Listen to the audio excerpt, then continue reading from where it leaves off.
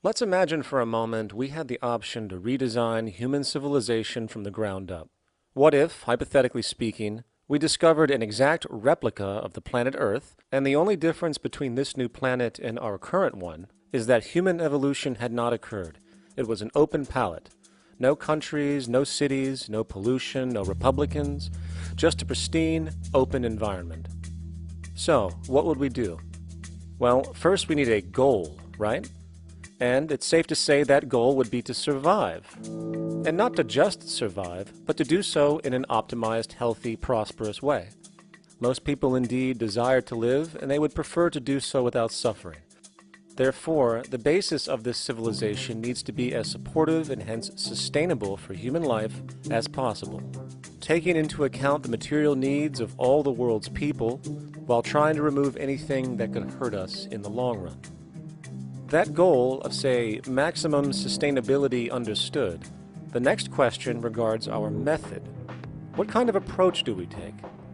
Well, let's see. Last I checked, politics was the method of social operation on Earth. So what do the doctrines of the Republicans, liberals, conservatives, or socialists have to say about societal design? Not a damn thing. Okay, then what about religion? Surely the great creator had to have left some blueprint somewhere. No, nothing I can find. Okay then, so what's left? It appears something called science. Science is unique in that its methods demand not only that the ideas proposed be tested and replicated, but everything science comes up with is also inherently falsifiable. In other words, unlike religion and politics, science has no ego, and everything it suggests accepts the possibility of being proven wrong eventually. It holds on to nothing and evolves constantly. Well, that sounds natural enough to me. So then, based on the current state of scientific knowledge in the early 21st century, along with our goal of maximum sustainability for the human population, how do we begin the actual process of construction? Well, the first question to ask, what do we need to survive? The answer, of course, are planetary resources. Whether it is the water we drink, the energy we use, the raw materials we utilize to create tools and shelter, the planet hosts an inventory of resources, many of which are demanded for our survival. So, given that reality, it then becomes critical to figure out what we have and where it is. This means we need to conduct a survey. We simply locate and identify every physical resource on the planet we can, along with the amount available at each location, from the deposits of copper, to the most potent locations for wind farms to produce energy, to the natural freshwater springs, to an assessment of the amount of fish in the ocean, to the most prime arable land for food cultivation, etc.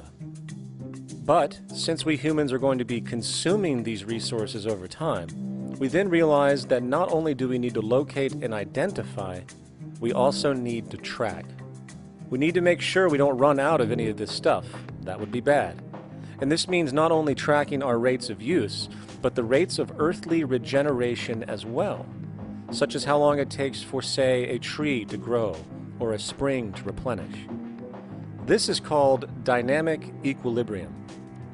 In other words, if we use up trees faster than they can be grown back, we have a serious problem, for it is unsustainable. So then, how do we track this inventory, especially when we recognize that all of this stuff is scattered everywhere? We have large mineral mines in what we call Africa, energy concentrations in the Middle East, huge tidal power possibilities on the Atlantic coast of North America, the largest supply of fresh water in Brazil, etc. Well, once again, good old science has a suggestion. It's called systems theory. Systems theory recognizes that the fabric of the natural world, from human biology to the earthly biosphere to the gravitational pull of the solar system itself, is one huge synergistically connected system, fully interlinked. Just as human cells connect to form our organs, and the organs connect to form our bodies, and since our bodies cannot live without the earthly resources of food, air, and water, we are intrinsically connected to the earth, and so on. So, as nature suggests, we take all of this inventory and tracking data and create a system to manage it. A global resource management system, in fact, to account for every relevant resource on the planet. There is simply no logical alternative if our goal as a species is survival in the long run. We have to keep track as a whole.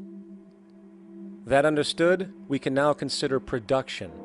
How do we use all this stuff? What will our process of production be, and what do we need to consider to make sure it is as optimized as possible to maximize our sustainability? Well, the first thing that jumps right out at us is the fact that we need to constantly try and preserve. The planet's resources are essentially finite, so it is important that we be strategic. Strategic preservation is key. The second thing we recognize is that some resources are really not as good as others in their performance. In fact, some of this stuff, when put into use, has a terrible effect on the environment, which invariably hinders our own health.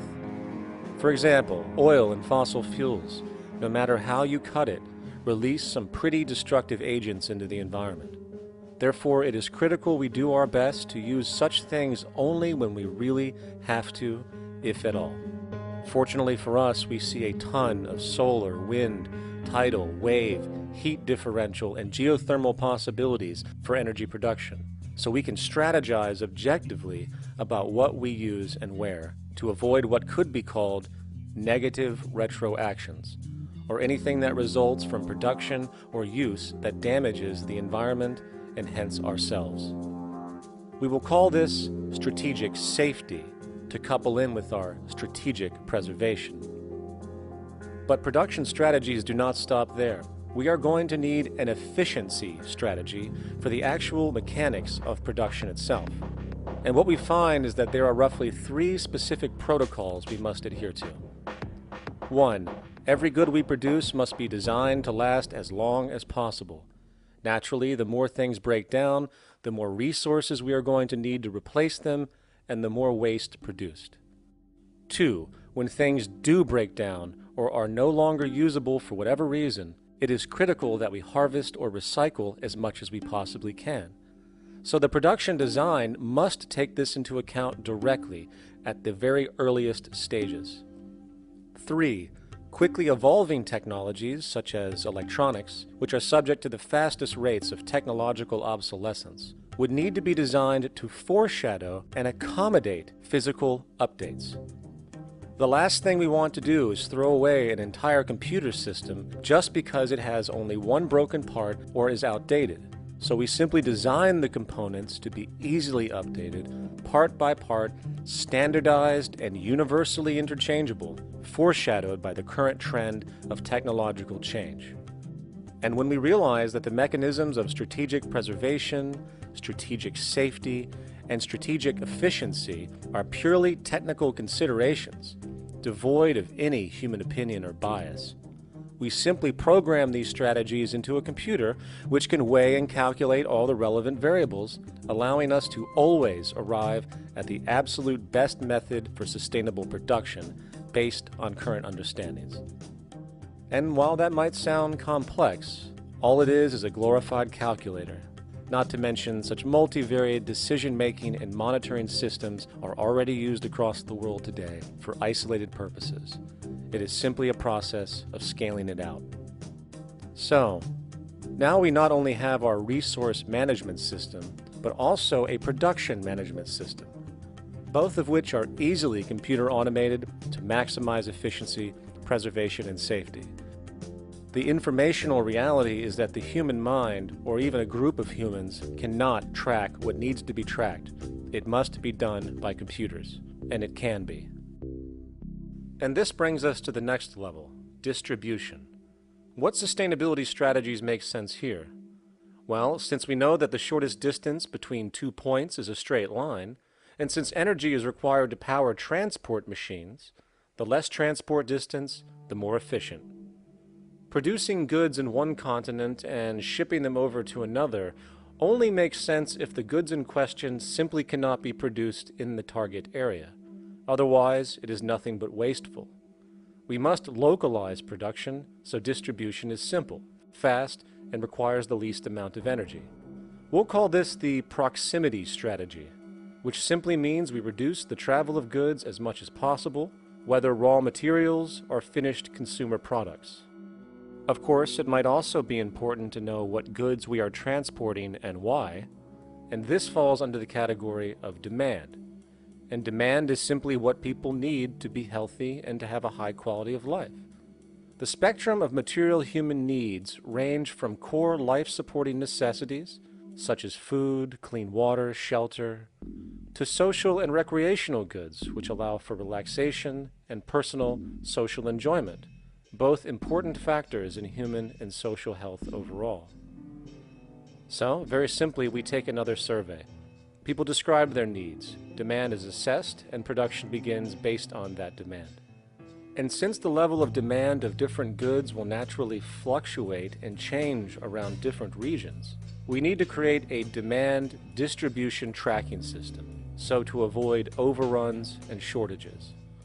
Of course, this idea is old news. It is used in every major store chain today to make sure they keep up with their inventory. Only this time we are tracking on a global scale. But, wait a minute, we really can't fully understand demand if we don't account for the actual usage of the good itself. Is it logical and sustainable for every single human to, say, have one of everything made, regardless of their usage? No, that would be simply wasteful and inefficient. If a person has a need for a good, but that need is only for, say, 45 minutes a day on average, it would be much more efficient if that good was made available to them and to others when needed. Many forget that it isn't the good that they want, it is the purpose of that good. When we realize that the good itself is only as important as its utility, we see that external restriction, or what we might call today ownership, is extremely wasteful and environmentally illogical in a fundamental economic sense.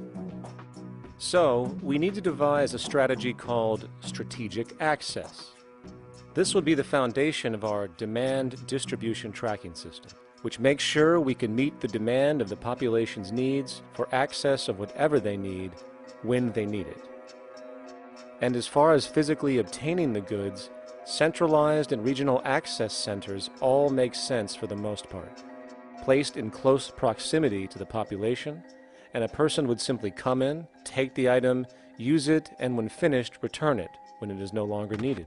Sort of how a library works today. In fact, these centers could not only exist in the community in the way we see local stores today, but specialized access centers would exist in specific areas where often certain goods are utilized, saving more energy with less repeat transport. And once this demand tracking system is in order, it is tied into our production management system, and of course into our resource management system, hence creating a unified, dynamically updating, global economic management machine that simply makes sure we remain sustainable, starting with securing the integrity of our finite resources, moving to make sure we only create the best, most strategic goods possible, while distributing everything in the most intelligent and efficient way.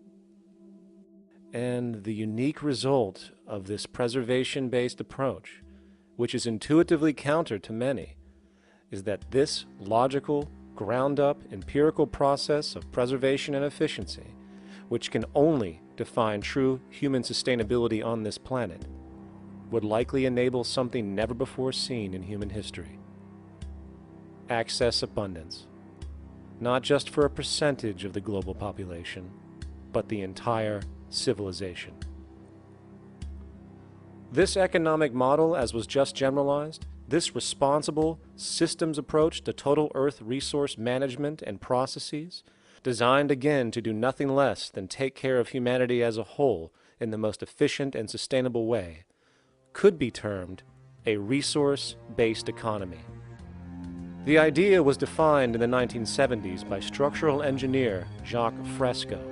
He understood back then that society was on a collision course with nature and itself, unsustainable on every level. And if things didn't change, we would destroy ourselves one way or another. All these things you're saying, Jacques, could they be built with what we know today, or are some of these things, are you guessing based on what we know today? No. All of these things can be built with what we know today. It would take 10 years to change the surface of the earth, to rebuild the world into a second Garden of Eden. The choice lies with you. The stupidity of a nuclear arms race, the development of weapons, trying to solve your problems politically by electing this political party or that political party, that all politics is immersed in corruption. Let me say it again. Communism, socialism, fascism, the Democrats, the liberals, we want to absorb human beings. All organizations that believe in a better life for man, there are no Negro problems or Polish problems or Jewish problems or Greek problems or women's problems. They're human problems. I'm not afraid of anybody. I don't work for anyone. No one can discharge me. I have no boss. I am afraid to live in the society we live in today. Our society cannot be maintained by this type of incompetency. It was great, the free enterprise system, about 35 years ago. That was the last of its usefulness. Now we've got to change our way of thinking or perish. The horror movies of the future will be our society, the way it didn't work. And politics would be part of a horror movie. Lots of people today use the term cold science because they're analytical, and they don't even know what analytical means. Science means closer approximations of the way the world really works. So it's telling the truth is what it is. A scientist doesn't try to get along with people. They tell them what their findings are. They have to question all things. And if some scientist comes up with an experiment that shows certain materials have certain strength, other scientists have to be able to duplicate that experiment and come up with the same results. Even if a scientist feels that an airplane wing, due to mathematics or calculations, can hold up a given amount of weight, they still pile sandbags on it to see when it breaks. And they say, you know, my calculations are right, or they're not correct. I love that system because it's free of bias and free of thinking that math can solve all the problems. You have to put your math to test also. I think that every system that can be put to test should be put to test, and that all decisions should be based upon research. A resource-based economy is simply the scientific method applied to social concern, an approach utterly absent in the world today. Society is a technical invention, and the most efficient methods of optimized human health, physical production, distribution, city infrastructure, and the like reside in the field of science and technology, not politics or monetary economics. It operates in the same systematic way as, say, an airplane, and there is no Republican or liberal way to build an airplane. Likewise, nature itself is the physical referent we use to prove our science, and it is a set system, emerging only from our increased understanding of it. In fact, it has no regard for what you subjectively think or believe to be true. Rather, it gives you an option. You can learn and fall in line with its natural laws and conduct yourself accordingly, invariably creating good health and sustainability, or you can go against the current to no avail. It doesn't matter how much you believe you can just stand up right now and walk on the wall next to you. The law of gravity will not allow it. If you do not eat, you will die. If you are not touched as an infant, you will die. As harsh as it may sound, nature is a dictatorship, and we can either listen to it and come in harmony with it, or suffer the inevitable adverse consequences. So, a resource-based economy is nothing more than a set of proven, life-supporting understandings where all decisions are based upon optimized human and environmental sustainability. It takes into account the empirical life ground, which every human being shares as a need, regardless, again, of their political or religious philosophy. There is no cultural relativism to this approach. It isn't a matter of opinion.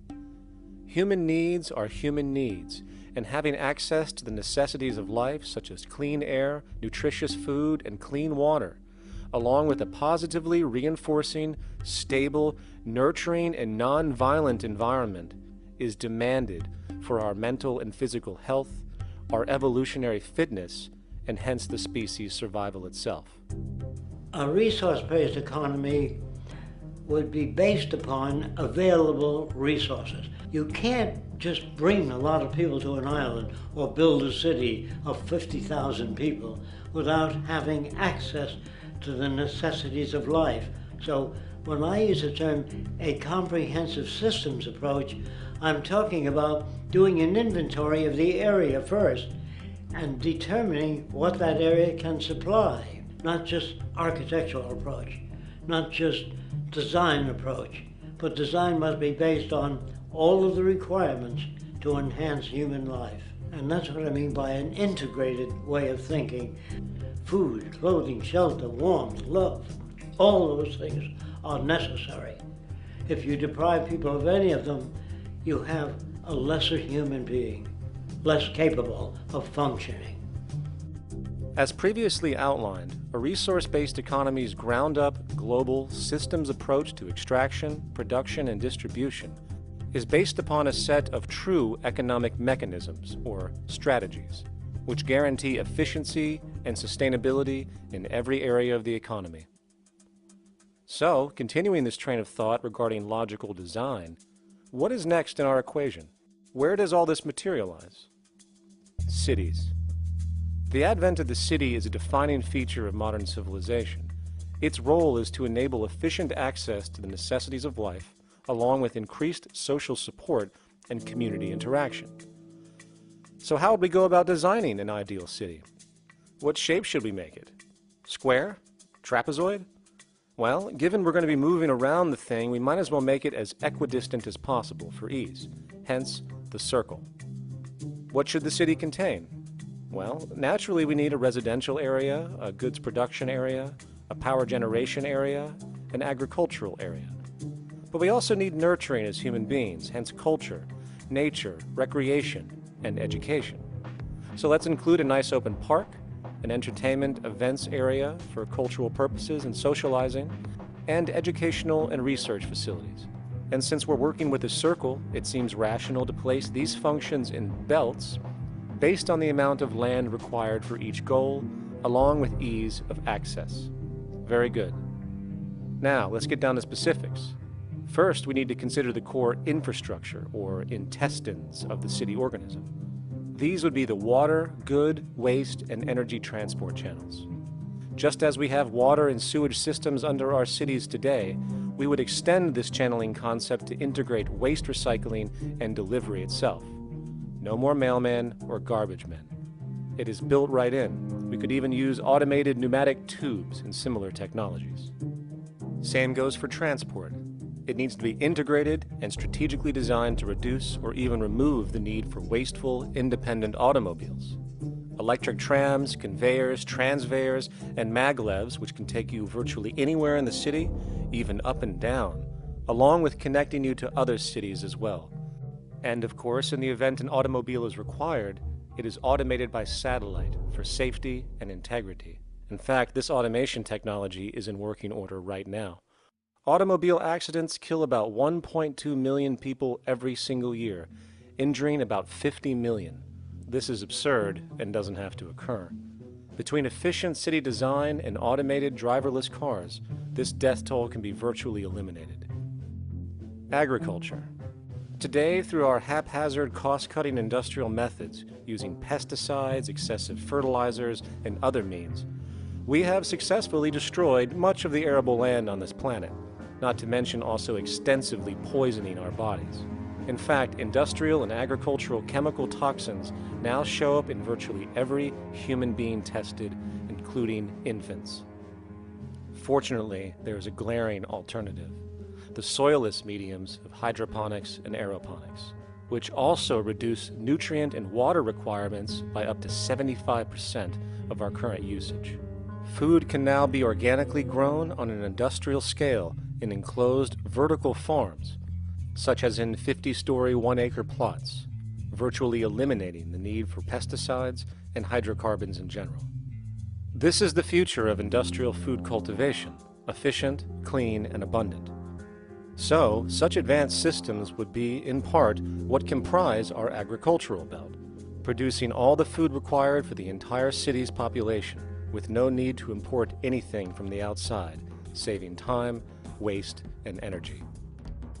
And speaking of energy, the energy belt would work in a systems approach to extract electricity from our abundant renewable mediums, specifically wind, solar, geothermal, and heat differentials, and if near water potentials, tidal and wave power. To avoid intermittency and make sure a positive net energy return occurs, these mediums would operate in an integrated system, powering each other when needed, while storing excessive energy to large supercapacitors under the ground, so nothing can go to waste. And not only does the city power itself, particular structures will also power independently and generate electricity through photovoltaic paints, structural pressure transducers, the thermocouple effect, and other current but underutilized technologies. But of course, this begs the question, how does this technology and goods in general get created in the first place? This brings us to production. The industrial belt, apart from having hospitals and the like, would be the hub of factory production. Completely localized overall, it would of course obtain raw materials by way of the global resource management system just discussed, with demand being generated by the population of the city itself. As far as the mechanics of production, we need to discuss a new, powerful phenomenon which was sparked very recently in human history and is on pace to changing everything. It's called mechanization, or the automation of labor. Well, if you look around you, you'll notice that almost everything that we use today is built automatically. Your shoes, your clothes, your home appliances, your car, and so on, they are all built by machines in an automatic way. Can we say that the society has not been influenced by these major technological advancements? Of course not. These systems really dictate new structures and new needs, and they make a lot of other things obsolete. So we've been going up in the development and use of technology in an exponential way. So definitely automation is going to continue. You cannot stop technologies that just make sense. Labor automation through technology is at the bottom of every major social transformation in human history. From the agricultural revolution and the invention of the plow, to the industrial revolution and the invention of the powered machine, to the information age we live in now through essentially the invention of advanced electronics and computers. And with regard to advanced production methods today, mechanization is now evolving on its own, moving away from the traditional method of assembling component parts into a configuration into an advanced method of creating entire products in one single process.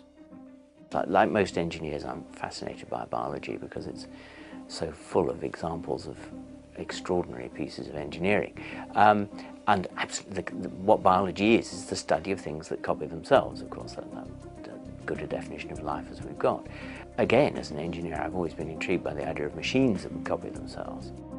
RepRap is a three-dimensional printer. That's to say, it's a printer that you plug into a computer, and instead of making two-dimensional sheets of paper with patterns on, it makes real, physical, three-dimensional objects. Now, there's nothing new about that. 3D printers have been around for about 30 years. Big thing about RepRap is that it prints most of its own parts. So if you've got one, you can make another one and give it to a friend, as well as being able to print lots of useful things. From the simple printing of basic household goods in your home, to the printing of an entire automobile body in one swoop, advanced automated 3D printing now has the potential to transform virtually every field of production, including home construction. Contour crafting is actually a fabrication technology, the so-called 3D printing, when you directly build a 3D object from a computer model. Using contour crafting, it will be possible to build a 2,000 square foot home entirely by the machine in one day. The reason that people are interested in automating construction is that it really brings a lot of benefits.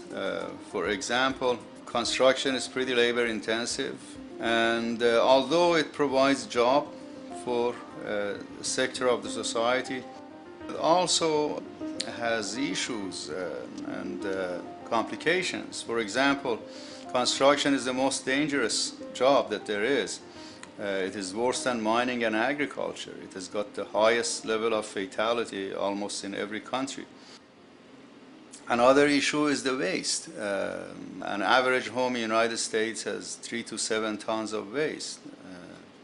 So this is huge if we look at the impact of construction and knowing that about 40% of all materials in the world are used in construction. So a big waste of energy and resources and big damage to the environment as well. Making homes using hammers and nails and wood with the state of our technology today is really absurd and will go the way of our labor class in regards to manufacturing in the United States. Recently, there was a study by economist David Autor of MIT that states that our middle class is obsolete and being replaced by automation. Quite simply, mechanization is more productive, efficient, and sustainable than human labor in virtually every sector of the economy today. Machines do not need vacations, breaks, insurance, pensions, and they can work 24 hours a day every day. The output potential and accuracy compared to human labor is unmatched. The bottom line, repetitive human labor is becoming obsolete and impractical across the world, and the unemployment you see around you today is fundamentally the result of this evolution of efficiency in technology. For years, market economists have dismissed this growing pattern, which could be called technological unemployment, because of the fact that new sectors always seem to emerge to reabsorb the displaced workers. Today, the service sector is the only real hub left and currently employs over 80% of the American workforce, with most industrialized countries maintaining a similar proportion. However, this sector is now being challenged increasingly by automated kiosks, automated restaurants, and even automated stores. Economists today are finally acknowledging what they have been denying for years. Not only is technological unemployment exacerbating the current labor crisis we see across the world due to the global economic downturn, but the more the recession deepens, the faster the industries are mechanizing. The catch, which is not realized, is that the faster they mechanize to save money, the more they displace people, the more they reduce public purchasing power. This means that while the corporation can produce everything more cheaply, fewer and fewer people will actually have money to buy anything, regardless of how cheap they become. The bottom line is that the labor for income game is slowly coming to an end. In fact, if you take a moment to reflect on the jobs which are in existence today, which automation could take over right now if applied, 75% of the global workforce could be replaced by mechanization tomorrow. And this is why, in a resource-based economy, there is no monetary market system, no money at all, for there is no need. A resource-based economy recognizes the efficiency of mechanization and accepts it for what it offers. It doesn't fight it like we do today. Why? Because it is irresponsible not to, given any interest in efficiency and sustainability. And this brings us back to our city system. In the center is the central dome, which not only houses the educational facilities and transportation hub, it also hosts the mainframe that runs the city's technical operations. The city is, in fact, one big automated machine. It has sensors in all technical belts to track the progress of agriculture, energy gathering, production, distribution, and the like. Now, would people be needed to oversee these operations in the event of a malfunction or the like? Most probably yes, but that number would decrease over time as improvements continue. However, as of today, maybe 3% of the city population would be needed for this job when you break it down.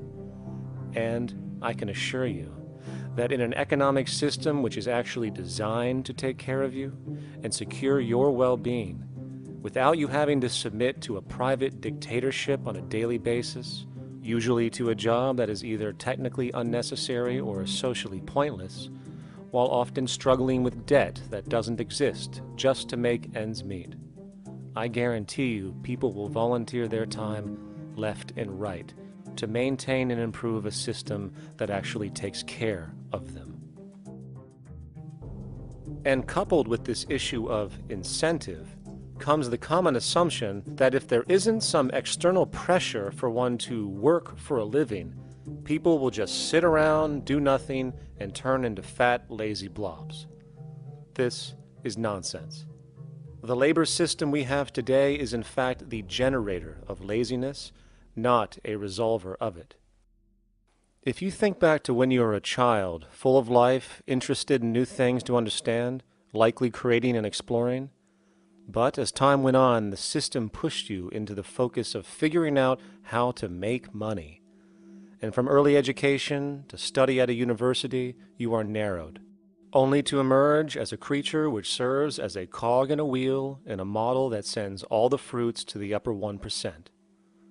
Scientific studies have now shown that people are, in fact, not motivated by monetary reward when it comes to ingenuity and creation. The creation itself is the reward. Money, in fact, appears only to serve as an incentive for repetitive, mundane actions, a role we have just now shown can be replaced by machine. So when it comes to innovation, the actual use of the human mind, the monetary incentive has proven to be a hindrance, interfering and detracting from creative thought. And this might explain why Nikola Tesla, the Wright brothers, and other inventors who contributed massively to our current world never showed a monetary incentive to do so. Money is, in fact, a false incentive and causes 100 times more distortion than it does contribution. Good morning, class. Please settle down. The first thing I would like to do is go around the room and ask what everyone would like to be when they grow up. Who'd like to go first? Okay, how about you, Sarah? When I grow up, I want to work at McDonald's like my mom. Oh, family tradition, eh? How about you, Linda? When I grow up, I'm going to be a prostitute on the streets of New York City.